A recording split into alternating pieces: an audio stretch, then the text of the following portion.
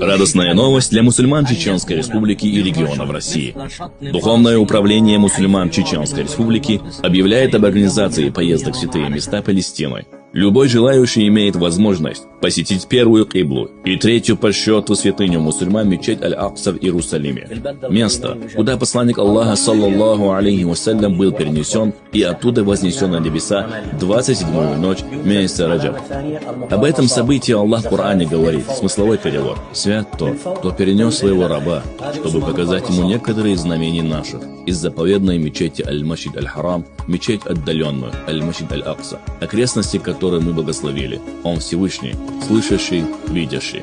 Кроме того, поездка будет включать в себя посещение мечети пророка Ибрахима, Эль-Халили, Хеврон, где захоронены пророк Ибрахим, Исхак, Исмаил, Якуб, Юсуф и их жены, Мирим. Также посещение мечети пророка Юнуса, алейхиссалям, Халхуле, самую низкую точку на земле Ариху, где находится место захоронения пророка Мусы, алейхиссалям, и много других достопримечательностей Святой Земли. Помимо этого, в Иерусалиме находятся могилы таких великих сподвижников посланника Аллаха, саллаллаху алейхи вассалям, как Салман Аль-Фариси, Убайд бин Сабит, Шаддад бин Аус, благочестивая Рабия Аль-Адауия и многих других значимых личностей ислама.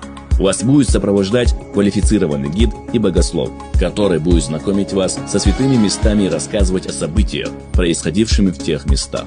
В стоимость тура входят билеты туда и обратно, гостиница 4 звезды в Иерусалиме в 10 минутах пешком от Аль-Аксы, двухразовое питание, завтрак и ужин, транспорт для экскурсий и гид. Контакт для связи: 8 922 252 61 00.